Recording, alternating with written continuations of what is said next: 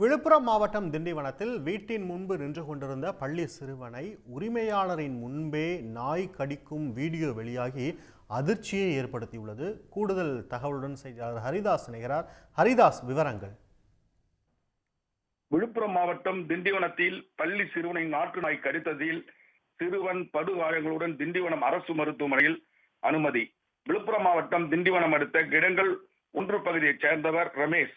இவரது மகன் சபரிநாதன் திண்டிவனத்தில் உள்ள தனியார் பள்ளியில் 7ஆம் வகுப்பு படித்து வருகிறார்.